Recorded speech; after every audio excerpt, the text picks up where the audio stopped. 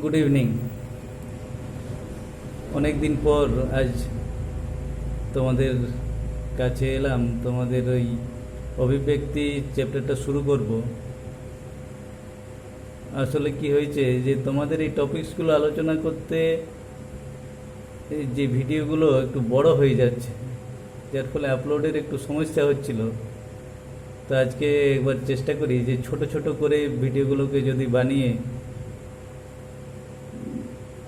ইউটিউবে আপলোড করা যায়। তো আজকে আমাদের আলোচনার বিষয় হচ্ছে অভিব্যক্তি বা বিবর্তন। বিবর্তন বা অভিব্যক্তি বলতে বোঝায় এক ধরনের পরিবর্তনই, কিন্তু সেই পরিবর্তনটা হচ্ছে অতি মন্থর কিন্তু একটা গতিশীল প্রক্রিয়া। তাহলে অভিব্যক্তি হচ্ছে একটা মন্থর গতিশীল প্রক্রিয়া, যার মাধ্যমে কি হয়, সরল এককোষী জীব থেকে ক্রমশ জটিল ও উন্নত জীবের আবির্ভাব ঘটে। অর্থাৎ এই যে আমরা মানুষরা পৃথিবীতে এসেছি অনেক পরে,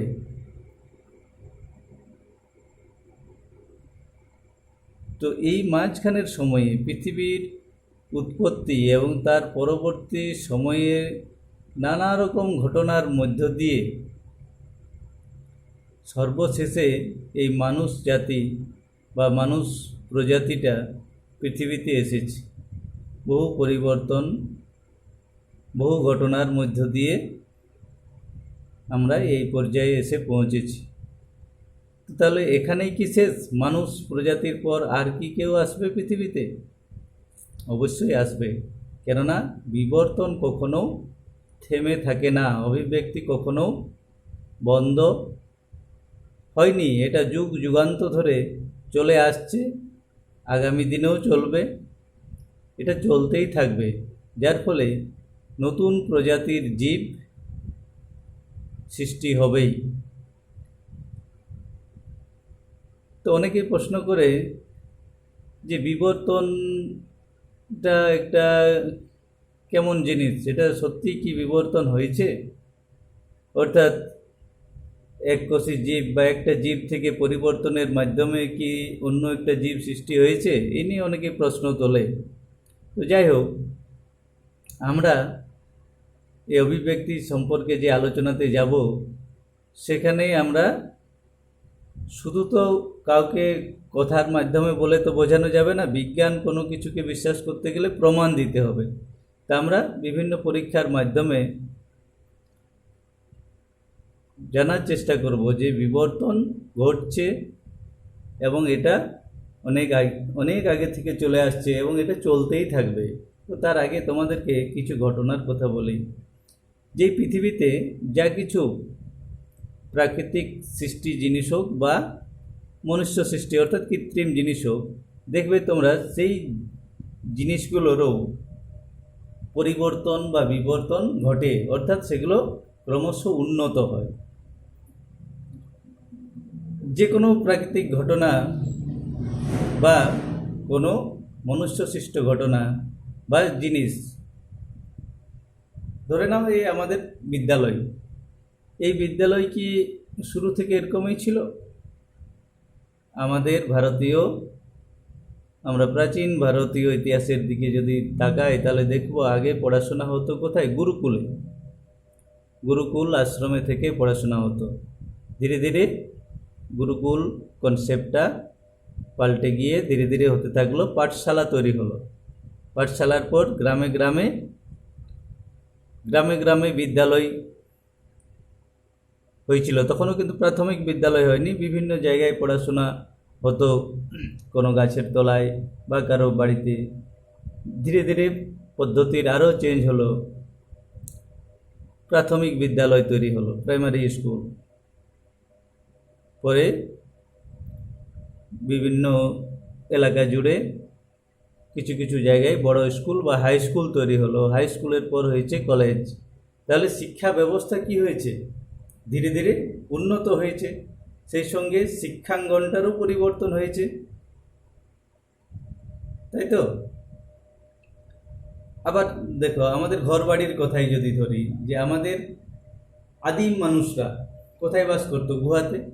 তাহলে গুহাটা তার কি ছিল? বাসস্থান, থাকার জায়গা, ঘর। পরবর্তী সময় কি হলো? গুহা থেকে, সব জায়গায় তো সবার জন্য গুহা খুঁজে পাওয়া মুশকিল, মানুষ নিজেরা বাড়ি বানাতে শুরু করলো। বিভিন্ন গাছপালা, গাছের পাতা, ডাল ইত্যাদি ব্যবহার করে ঝুপড়ি বানাতো। ঝুপড়ি বানাতে বানাতে এক সময় সেটাকে আরও শক্তপোক্ত মজবুত করার জন্য কাঠের তৈরি, শুধু কাঠ দিয়ে তৈরি শক্তপোক্ত বাড়ি তৈরি হলো। পরবর্তী সময়ে মাটির বাড়ি তৈরি হয়েছে। এখনও গ্রামাঞ্চলে অনেক মাটির বাড়ি দেখা যায়। আরও উন্নত হতে থাকলো, মাটির বাড়ির সংখ্যা ধীরে ধীরে কমে গিয়ে মাটির জায়গায় পোড়া ইটের তৈরি, অর্থাৎ ইটের তৈরি বাড়ি হলো, অর্থাৎ পাকা বাড়ি তৈরি হতে লাগলো। এর পাকা বাড়িরও আরও দেখবে বিভিন্ন রকম আছে, যে বাড়িটা পাকা বাড়ি কিন্তু উপরের ছাদটা হয় অ্যাডভেস্টার কিংবা টিন দেওয়া আছে, কিছু ক্ষেত্রে ছাদ হয়েছে। এখন অনেক বাড়ি আমরা পাকা বিল্ডিং দেখি। এরপর কি হলো? একতলা থেকে দোতলা বাড়ি হলো, দোতলা থেকে তিনতলা বাড়ি হলো। শহরাঞ্চলে আরও অনেক বড় বড় অট্টালিকা দেখা যায়। তাহলে কি হচ্ছে? এখানে আমরা কি দেখতে পাচ্ছি? যে মানুষের ওই যে বাসস্থান, গৃহটাও পরিবর্তন হতে হতে হতে হতে একটা উন্নত জায়গায় গিয়ে পৌঁছেছে। এখানে কি কেউ বলতে পারবে যে যদি পরিবর্তন হয়েই থাকে তাহলে বাকিগুলোর কি অস্তিত্ব নেই? অর্থাৎ মাটির বাড়ি থেকে পাকা বাড়ি হয়েছে, তাই বলে কি আর কোথাও পাকা বাড়ি থাকতে পারে না? পাকা বাড়ি আছে, এখনও আছে। গ্রামের দিকে এখনও কাঁচা বাড়ি আছে, মাটির তৈরি বাড়ি আছে। তাহলে পরিবর্তন হওয়া মানে এই নয় যে যাদের থেকে পরিবর্তন হয়েছিল বা যে জিনিসগুলো থেকে পরিবর্তন হয়েছিল সেগুলো পুরোপুরি লোপ পেয়ে যাবে। লোপ পেতেও পারে, কিন্তু আবার নাও পেতে পারে। তাহলে পরিবর্তন হয়ে হয়ে এই যে আমি একটা উদাহরণ বললাম তোমাদের কাছে, যে যে বাড়িগুলো আমরা উন্নত হয়েছি, এটা একদিনে কি হয়েছে? বহু বছর ধরে মানুষ তার নিজের চিন্তাভাবনা প্রয়োগ করে, তার বুদ্ধি কৌশল কাজে লাগিয়ে অনেক দিন পর কিন্তু আমরা এই পর্যায়ে এসে পৌঁছেছি। এরকম এই যে কোনো ঘটনার যদি তোমরা বিশ্লেষণ করো, দেখবে সেই জিনিস বা সেই ঘটনাগুলো ধীরে ধীরে উন্নত হয়েছে। অর্থাৎ উন্নত হলো কি করে? পরিবর্তনের মাধ্যমে। তো আমাদের এই জীব সৃষ্টির পরবর্তী সময়েও বিভিন্ন ধরনের পরিবর্তনের মধ্য দিয়েই নতুন প্রজাতির জীবেরা পৃথিবীতে এসেছে। তো এই পরিবর্তনটা খুব স্লো, খুব মন্থর প্রক্রিয়ায় এই পরিবর্তনটা ঘটছে। যেমন আরেকটা দেখো, যেটা আমরা এখনই বোধ করি, যেমন আমার চেয়ে তোমরা অনেক বেশি বুদ্ধিমান। কারণ কি? কারণ আমার এই মস্তিষ্ক আজ থেকে 46 বছর আগের তৈরি, আর তোমাদের এই 15 বছর আগে তোমাদের মস্তিষ্ক তৈরি হয়েছে। তাহলে তোমাদের মস্তিষ্ক আমার চেয়ে অনেক পরে তৈরি হয়েছে, তাই সেটা আমার চেয়ে উন্নত। দেখ, আমি অনেক ক্ষেত্রে তোমাদেরকে পারবো না, তোমাদের এতটাই বুদ্ধি।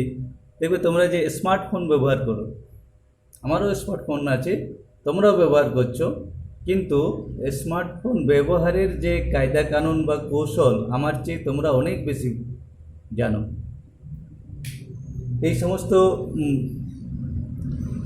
মোবাইলগুলোতে যে সমস্ত হাই স্পিড গেম আছে কিছু আমি দেখেছি, যেগুলো তোমরা অনায়াসেই সেগুলোকে কন্ট্রোল করতে পারো, কিন্তু এই আমাদের বয়সী শিক্ষকরা আমরা ওই একটা লেভেলও পার করতে পারবো, অথচ তোমরা অনায়াসে বেশ কয়েকটা লেভেল পার করে দেবে। তাহলে আমাদের চেয়ে নিশ্চয়ই তোমাদের বুদ্ধি বেশি আছে, উন্নত হয়েছে তোমাদের মস্তিষ্ক। একটু যদি পিছন ফিরে আমরা তাকাই, তোমরা বাড়ির বাবা কাকা বা দাদু, এদেরকে জিজ্ঞেস করে দেখবে। আমি আমার ছোটবেলার কথা বলি। ওই সময়, অর্থাৎ তোমাদের এই বাবা কাকারাও যখন ছোট ছিল, আমাদের কাছে সাইকেল চালানো শেখাটা ছিল একটা বিশাল চ্যালেঞ্জ। মানে সাইকেল শিখতে গেলে আগে বাড়ির লোক কখনো সাইকেল ছেড়ে দিত না, যে সাইকেল এনে দিয়েছি তুই সাইকেল চালা শিখে নে, এরকম হতো না। আগে বাড়ির লোক বলতো কি, যে সাইকেলটাকে তুই ঠেলে শিখ, সাইকেলের উপর উঠতে হবে না, চড়তে হবে না সাইকেলে, আগে সাইকেলটাকে ঠেলে ঠেলে শিখ, কন্ট্রোল করতে শিখ, যাতে সাইকেলটা পড়ে না যায়। তাহলে আমরা সাইকেলকে ধরে ধরে হাঁটতাম, সাইকেলকে সোজা চালাতাম। তারপরে কি হয়েছিল, ওই হাফ পেডেলে শেখা। হাফ পেডেল বলতে যে সাইকেলের মাঝখানে একটা বড় আকৃতি আছে না, ওইখানে সিটের উপরে একটা হাতকে রেখে আর একটা হাতে হ্যান্ডেলকে ধরে পেডেল করতে হতো।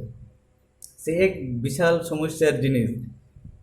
একবার পেডেলের দিকে তাকাতে হতো যে আমার পা উঠছে কিনা, অর্থাৎ পেডেলটা ঘুরছে কিনা। আবার পেডেলের দিকে তাকালে হ্যান্ডেলের দিকে তাকাতে ভুলে যেতাম, যার ফলে কোন দিকে হ্যান্ডেল যাচ্ছে ঠিক করতে পারতাম না। বারবার বারবার সাইকেল থেকে পড়ে যেতাম। এটা শুধু আমার ক্ষেত্রে নয়, আমরা ওই সময় সবার ক্ষেত্রেই এটা হতো। বেশ কিছুদিন এরকম হাফ পেডেলে চালানোর পর সিটে সিটে বসে সাইকেল চালাতে শিখেছি, তবুও ঠিকঠাক কন্ট্রোল হতো না। আর এখন তোমরা কবে সাইকেল চালাতে শিখেছো বাড়ির লোক জানেই না। হঠাৎ তোমরা শিখে সাইকেল চালাবার এমন কি কঠিন জিনিস?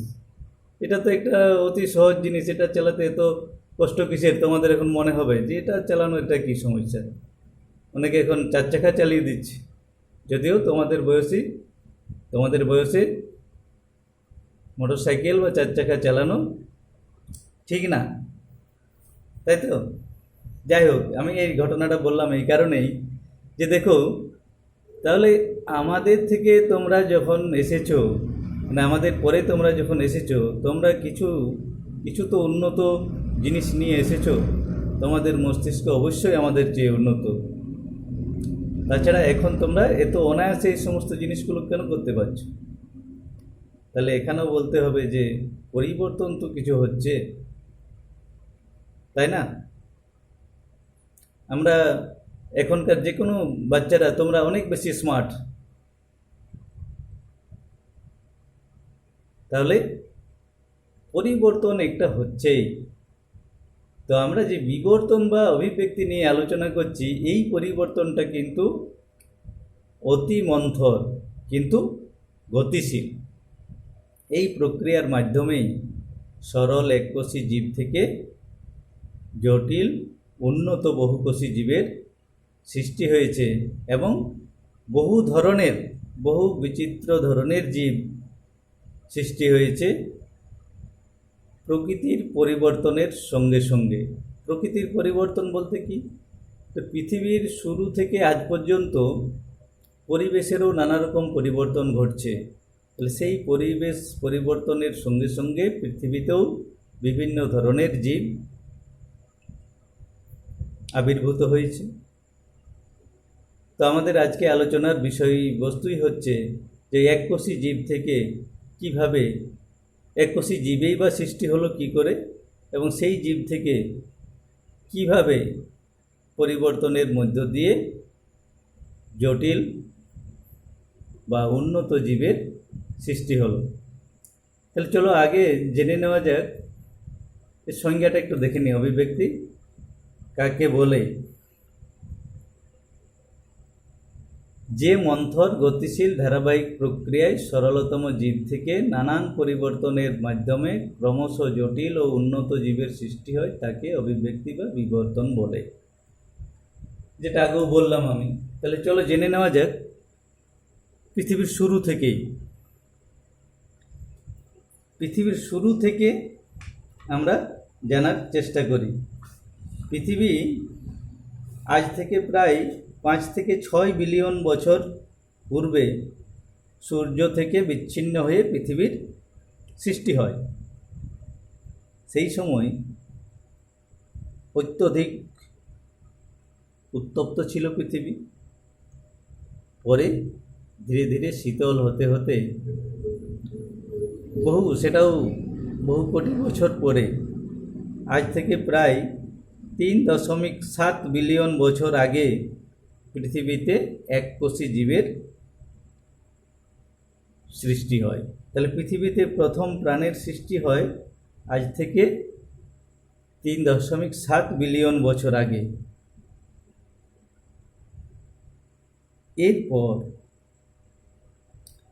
এরপরও কোটি কোটি বছর পেরিয়ে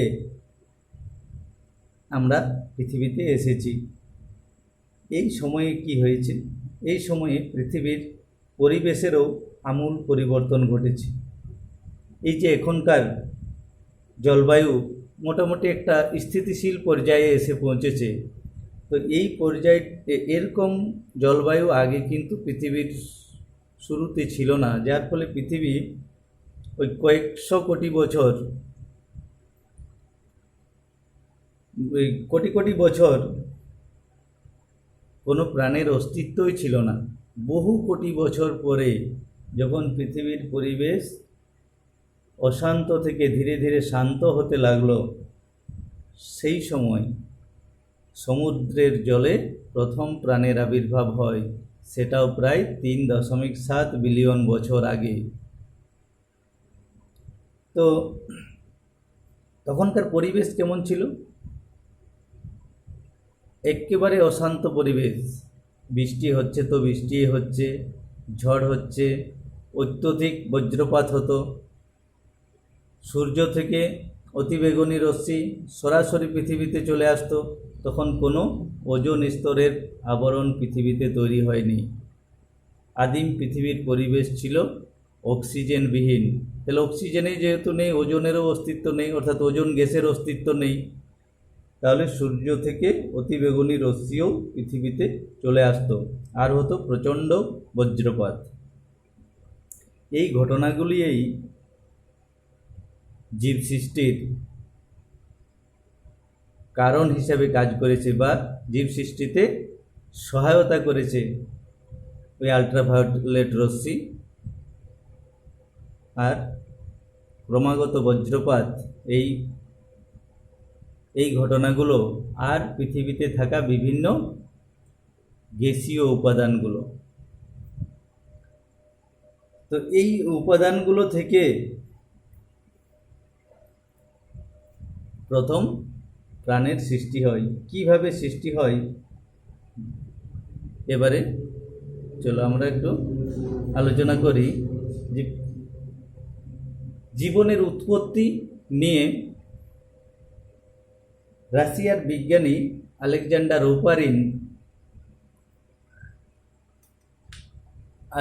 ওপারিন একটি ধারণা দিয়েছিলেন, এবং ঠিক ওরকমই একটি প্রায় তার একই রকমই একটি মতবাদ ব্রিটিশ বিজ্ঞানী জেবিএস হেলডেন 1929 সালে প্রকাশ করেন। দুজনেরই ধারণাটা ছিল একই রকম। ওনারা কি বলেছিলেন? যে আদিম পৃথিবীর অক্সিজেনবিহীন পরিবেশে অধিক তাপমাত্রায় বিদ্যুৎক্ষরণ, অর্থাৎ ওই যে বজ্রপাত হচ্ছিল, বিদ্যুৎক্ষরণ ও আল্ট্রাভায়োলেট রশ্মির প্রভাবে বিভিন্ন সরল অজৈব অণু পরস্পর বিক্রিয়া করে জটিল জৈব অণু তৈরি করে। তাহলে এই দুজন বিজ্ঞানী বললেন এই কথাটি, কিন্তু কথার কথা বললেই তো হবে না, তার প্রমাণ দিতে হবে। বিজ্ঞান প্রমাণ ছাড়া তো বিশ্বাস করবে না, বিজ্ঞানে প্রমাণ চায়। তাহলে ওনারা ওপারিন ও হেলডেন জীবনের উৎপত্তি নিয়ে যে ধারণাটা দিয়েছিলেন, অর্থাৎ আদিম পৃথিবীর অক্সিজেনবিহীন পরিবেশে অধিক তাপমাত্রায় আল্ট্রাভায়োলেট রশ্মির প্রভাবে বিভিন্ন সরল অজৈব অণু থেকে জৈব অণু সৃষ্টি হয়েছে, এই যে ধারণাটা, এটাকে প্রমাণ করার জন্য পরবর্তী সময়ে 1953 সালে দুইজন বিজ্ঞানী স্ট্যানলে মিলার ও হ্যারল্ড উরে, এই দুজন বিজ্ঞানী একটা পরীক্ষা করেন। তাদের এই পরীক্ষাটি মিলার ও উরের পরীক্ষা নামে পরিচিত। এই পরীক্ষার সাহায্যে ওনারা ওই ওপারিন ও হেলডেন যে ধারণাটা দিয়েছিলেন সেটাকে প্রমাণ করতে সক্ষম হয়েছিলেন। তো এই পরীক্ষাটা কি, এই পরীক্ষাটাও তোমাদের আছে যে মিলার ও উরের পরীক্ষাটি কি ছিল বা কিভাবে ওনারা করেছিলেন। তাহলে চলো দেখে নেওয়া যাক মিলার আর উরে কিভাবে পরীক্ষা করেছিলেন। এরকম একটা যন্ত্রর সাহায্যে মিলার আর উরে তাদের পরীক্ষাটা চালিয়েছিলেন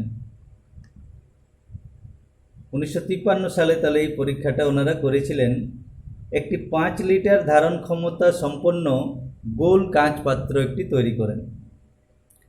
যে গোলাকার একটা কাচের পাত্র দেখতে পাচ্ছ, সেখানে দুটো, এই যে দেখো যেখানে কারসারটা যাচ্ছে, এখানে দুটো টাংস্টেন ইলেকট্রোড যুক্ত করেন এই গোলাকার কাচের পাত্রটাই। কিসের জন্য? যাতে সেখানে ওই ইলেকট্রোডগুলোর সাহায্যে সেখানে যেন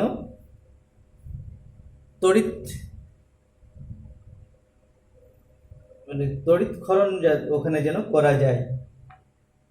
তাহলে ওনারা যে ওই কাচের পাত্রটা নিয়েছিলেন সেখানে ওই টাংস্টেন ইলেকট্রোডের সাহায্যে সেখানে তড়িৎ প্রবাহ চালনা করার জন্য এরকম দুটো ইলেকট্রোড নিয়েছিলেন।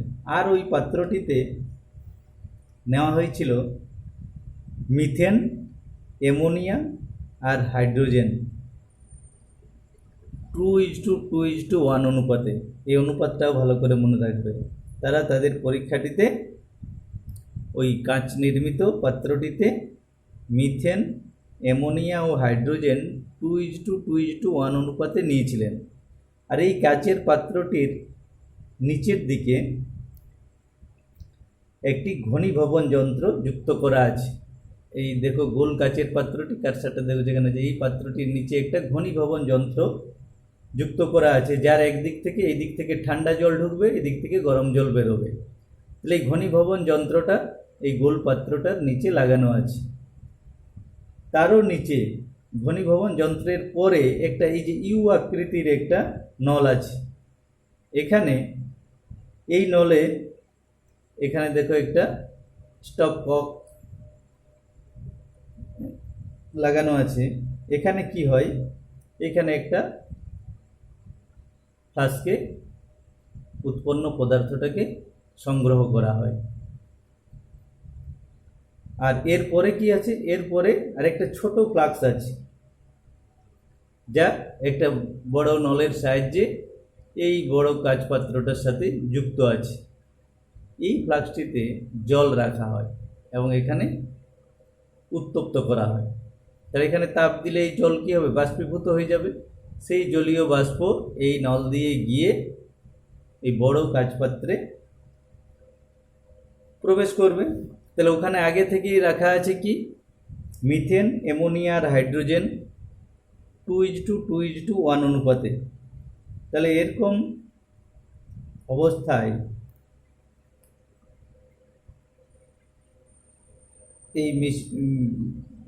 এই অবস্থায় যখন ওখানে জলীয় বাষ্প পৌঁছে গেল, এই পাত্রটাকে, ছোট ফ্লাক্সটাকে উত্তপ্ত করার ফলে জলীয় বাষ্পটা যখন পৌঁছে গেল বড় পাত্রটিতে, তখন সেখানে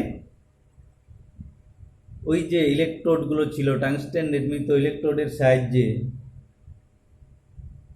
ওখানে বিদ্যুৎ ক্ষরণ সৃষ্টি করা হলো।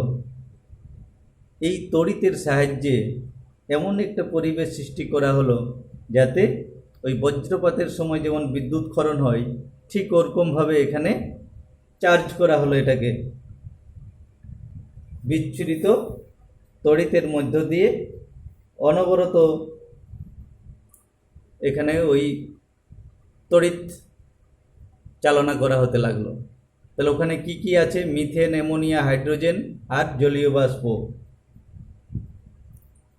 এরপর এই বড় ফ্লাক্স থেকে নির্গত যে গ্যাসীয় মিশ্রণ, যাকে এই ঘনীভবন যন্ত্রের মধ্য দিয়ে চালনা করা হচ্ছে, সেটাকে সংগ্রহ করার ব্যবস্থা আছে। তো এই প্রক্রিয়াটাকে প্রায় 1 সপ্তাহ ধরে চালু রাখা হলো। তাহলে ওখানে তড়িৎক্ষরণ করা হচ্ছে, প্রক্রিয়াটা চলছে, কন্টিনিউ চলছে, 1 সপ্তাহ ধরে চালু আছে। 1 সপ্তাহ পরে কি দেখা গেল? 1 সপ্তাহ পর দেখা গেল এই ঘনীভবন যন্ত্রের পরে ওই ইউ আকৃতির নলের পরে যে পাত্রটিতে সংগ্রহ করা হচ্ছে ওই উপাদানটিকে, যা তৈরি হলো সেই উপাদানটিকে, সেই জৈব যৌগগুলিকে ক্রোমাটোগ্রাফিক বিশ্লেষণের মাধ্যমে শনাক্ত করে দেখা যায় যে সেই ঘনীভূত তরলের মধ্যে আছে glycine, glutamic acid, alanine, formaldehyde ও কার্বক্সিলিক অ্যাসিড, আরও কিছু জৈব পদার্থ। তাহলে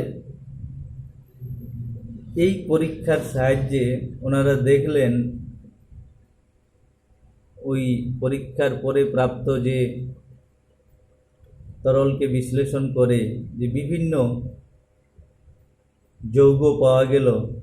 এই যৌগগুলোর নামগুলো একটু মনে রাখবে: glycine, glutamic acid, alanine, formaldehyde, carboxylic acid ইত্যাদি। এই থেকে তারা সিদ্ধান্তে পৌঁছালেন যে অজৈব পদার্থ থেকেই জৈব পদার্থ সৃষ্টি হয়েছে, এবং তারা প্রমাণ করলেন। অর্থাৎ প্রমাণ হলো যে আদিম পৃথিবীর অক্সিজেনবিহীন পরিবেশে তাপশক্তি, তড়িৎশক্তি ও তড়িৎশক্তির প্রভাবে মিথেন, অ্যামোনিয়া ও জলীয় বাষ্প থেকে জটিল জৈব যৌগ উৎপত্তি হয়। এটা ওনারা পরীক্ষার সাহায্যে প্রমাণ করলেন।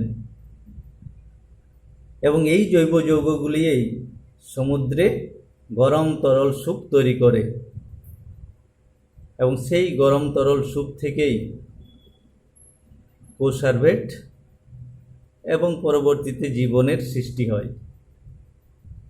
তাহলে মিলার ও উরের পরীক্ষাটি বুঝতে পারলে। পরীক্ষার যন্ত্রপাতিও খুব সাধারণ যন্ত্রপাতি, অল্পতেই তোমাদের মনে থাকবে। এটা বড় কাঁচের ফ্লাক্স, যেখানে দুটো টাংস্টেন নির্মিত ইলেকট্রোড আছে। সেখানে কি কি নেওয়া হয় বলবে। তার নিচে একটা ঘনীভবন যন্ত্র আছে। ঘনীভবন যন্ত্র থেকে প্রাপ্ত উপাদানকে সংগ্রহ করার জন্য একটা ইউ আকৃতির নলের সঙ্গে তার নিচে একটা ফ্লাক্স রাখা আছে।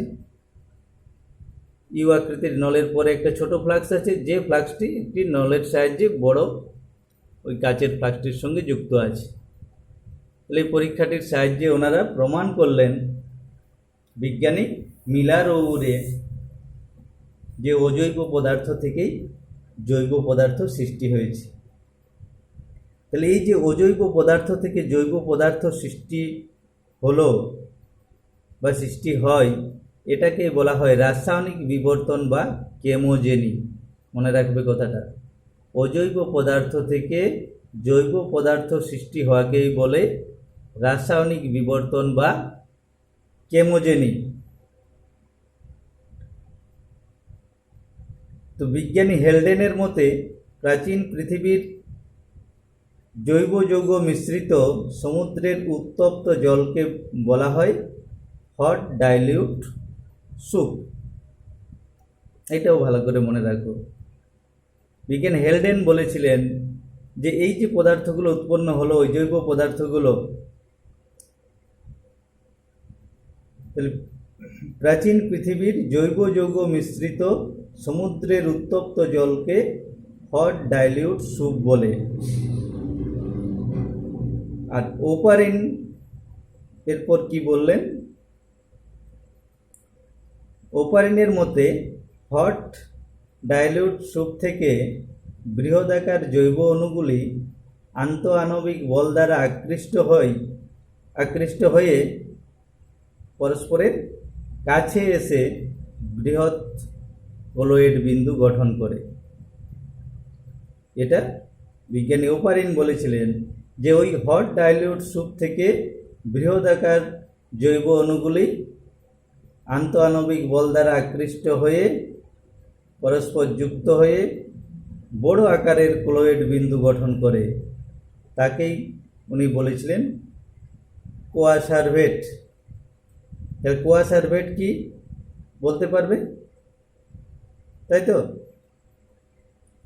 আরও একজন বিজ্ঞানী ফক্স, এই ফক্সের মতে অর্ধভেদ্য পর্দা বেষ্টিত প্রোটিন ও পলিস্যাকারাইড নির্মিত বৃহৎ কোলয়েড বিন্দুকে মাইক্রোস্ফিয়ার বলে।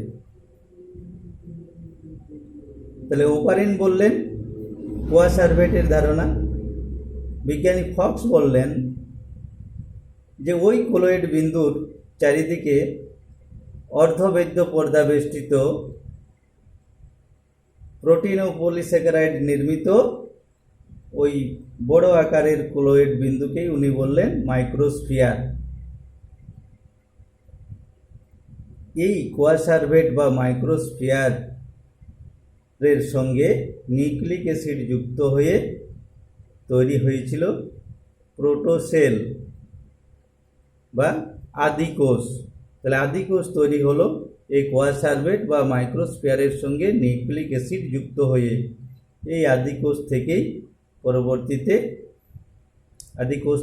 জীবের বিবর্তন শুরু হলো। সরল উদ্বংশীয় জীব থেকে জটিল উন্নত জীবের সৃষ্টিকেই বলা হয় জৈব বিবর্তন। এই জৈব বিবর্তন, এটাকে আমরা বায়োজেনি বলি। আর আগে তো বললাম কেমোজেনি কি। তাহলে সরল উদ্বংশীয় জীব থেকে জটিল উন্নত জীবের সৃষ্টিকে জৈব বিবর্তন বা বায়োজেনি বলা হয়। ঠিক আছে, আজকে অনেকটাই লম্বা হয়ে গেল ভিডিওটা, এখানে শেষ করব।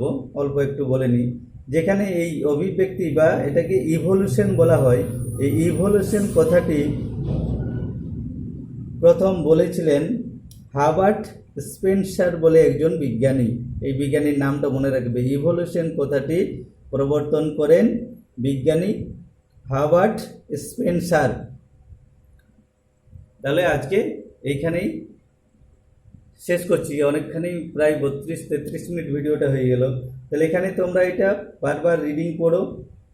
এখান থেকে প্রাচীন পৃথিবীর পরিবেশ কেমন ছিল, বিজ্ঞানী ওপারিন ও হেলডেন কী ধারণা দিয়েছিলেন, মিলার ও উরের